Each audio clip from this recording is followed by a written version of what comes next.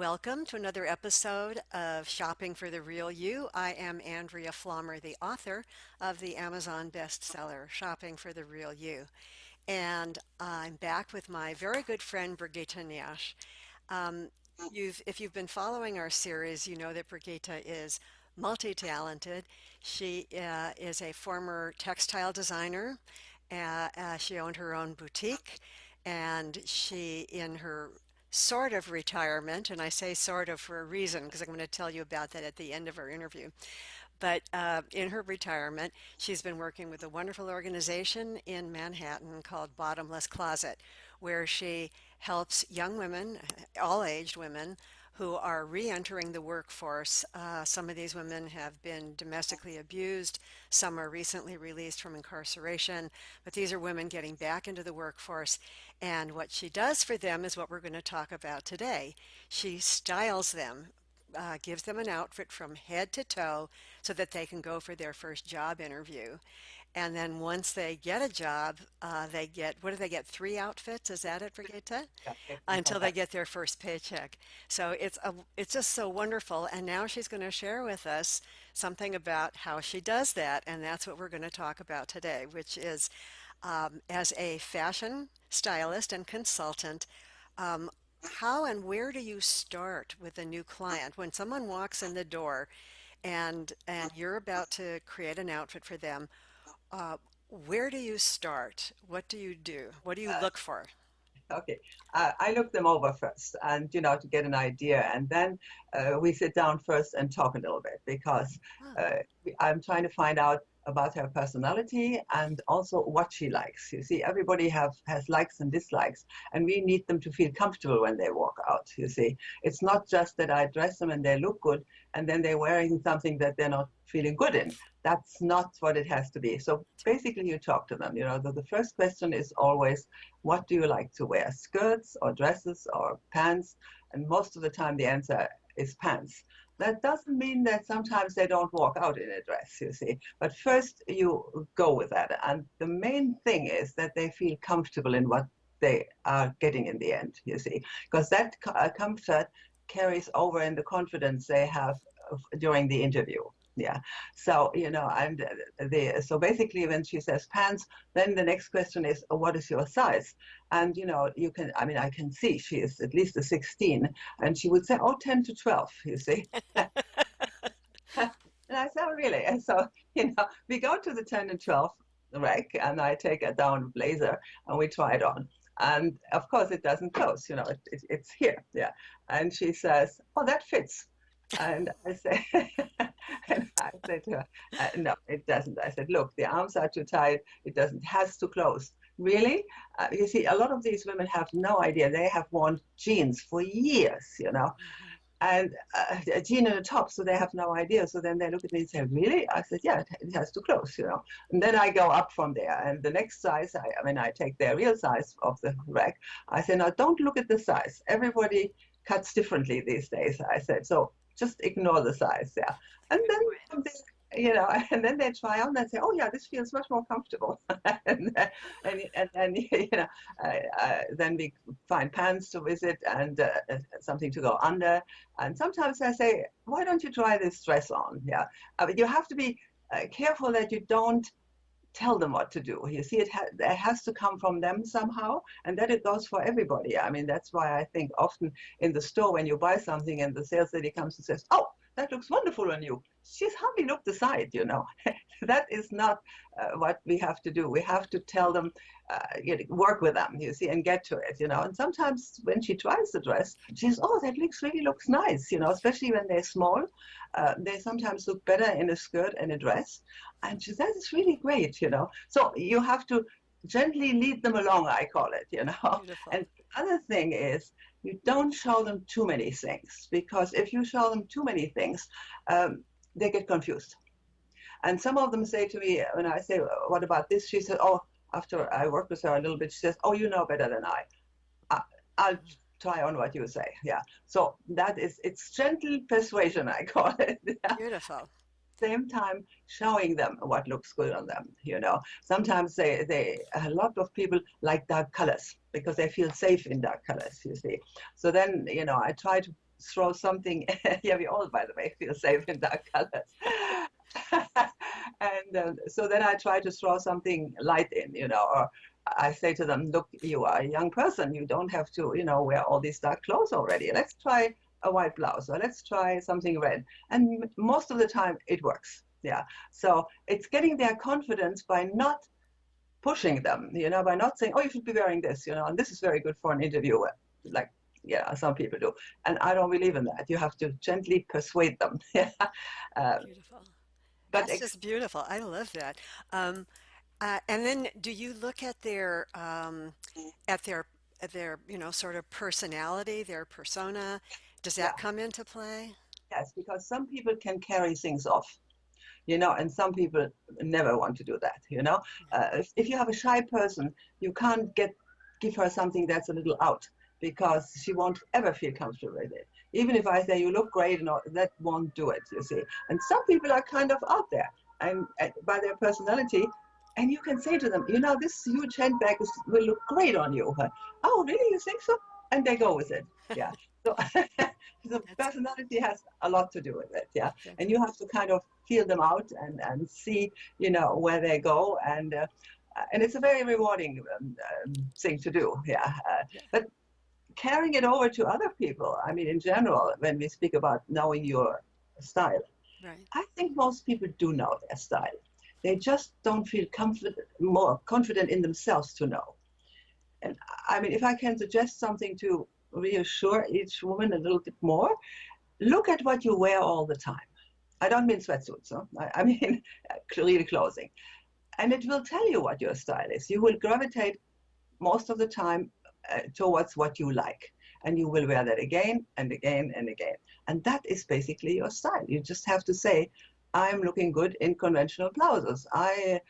Lace is not for me, because you have a lace blouse, but it's hanging there. Yeah, that means you're really not feeling comfortable in that blouse. You see, so to determine your own style, I think it's very important that you look at what you wear all the time.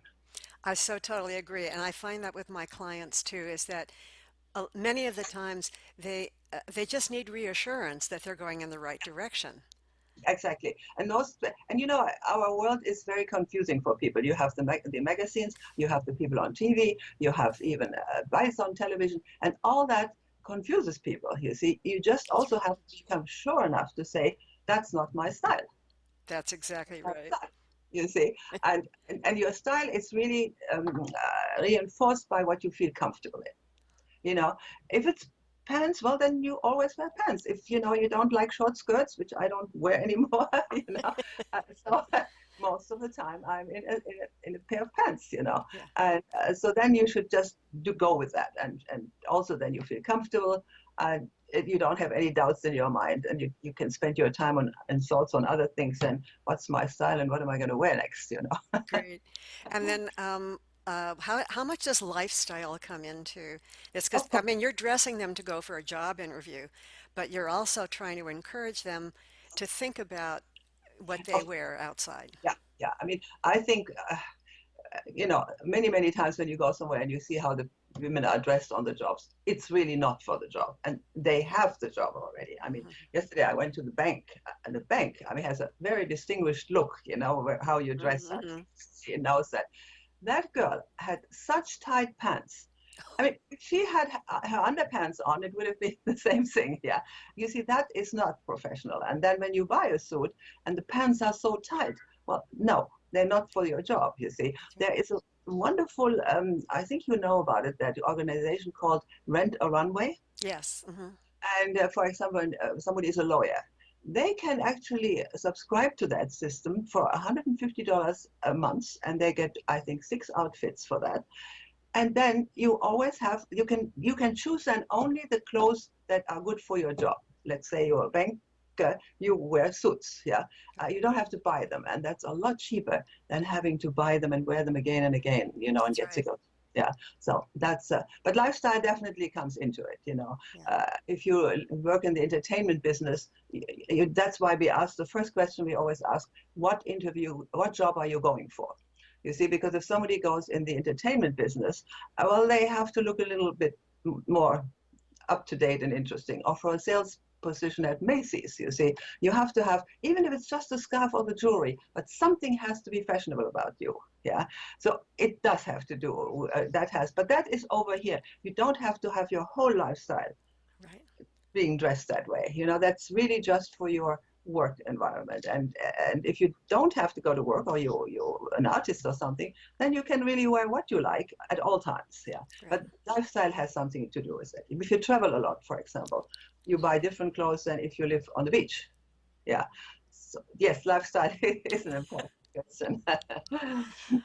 Well, that was great. And you already answered my other question, which was how much is comfort important? And I think that's the first key. If you're You not know, comfortable in it, forget it. forget it. I mean, sometimes people go shopping with a girlfriend. I always prefer to go by myself. And the girlfriend says, "Oh, that looks great on you." But you have it on and the material scratches.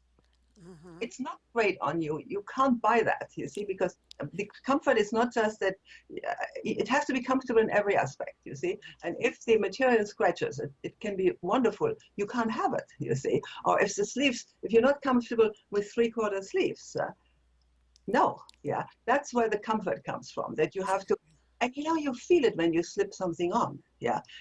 Like I always say, if you have to put the collar up and turn the sleeves back to make it look good, it's not for you. You see, you should slip into it and say, oh, this feels nice. You see, Ah, it's for you. Yeah. good point. Good point. Well, you are such a wealth of knowledge, Brigitte, and I want to just encourage because a lot of people are following this my page on Facebook and are starting to pay attention to what's on these videos. If you look back in the archives, you'll see there's some wonderful interviews where Brigitte talks with us about accessorizing, about shoes, about just a whole host of things that are very Yeah. valuable. And if there's a topic that you would like covered, feel free to email me, Andrea at Yeah. shoppingfortherealyou.com. It's the Yeah. name of my book, and we'll be glad to discuss it. But I want to give two little plugs for Brigitte right now. First of all, the first one is she's written several books, but this one I particularly love because it speaks to my age and my generation, and I want to show you. This is called Getting Over Growing Older. I love that title, Getting Over Growing Older. And and she says, a humorous memoir of discovering the challenges of aging. You know, I, I, a lot of my clients are in their 40s Mhm. and they're freaked out about the concept of being in their 50s and 60s and beyond. That is, And actually, I mean, I have to say this. One of the things you point about in your book is don't ever tell your age. So I'm not going to tell my age on this. But all oh, I can tell you is that it gets better. There are challenges, of course, but that's what this book is about, getting over growing older. It's so charming. And if those of you who bought the previous version, it had a different title, which was living longer, living well. yeah, living longer, living well. But I love this title better, Getting Over Growing Older. And so there's just so many charming stories in there. It's so delightful. But I want to talk about a new project that you're doing because I know that you were involved in interior design in Right? your Yeah. youth. Not Yeah. only were you a model and into fashion design, but you were also into interior design. And you told me recently that you have a new project. And so I checked it out and it's just charming. So please tell our viewers about it. Well, it came by accident, and I think good things in life often come by accident.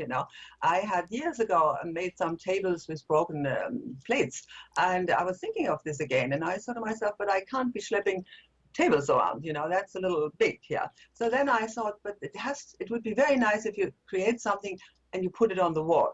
Mm, And so I decided to only take things from nature, like old barn boards, broken plates, and also some antiques from France, like toiles, and create wall hangings from that. Yeah, and everything is from natural sources somehow, and I just absolutely love it. Yeah, I really do. well, what I love about each one is like a little story. There's like you've That's put a right. story into each one, and they're each different.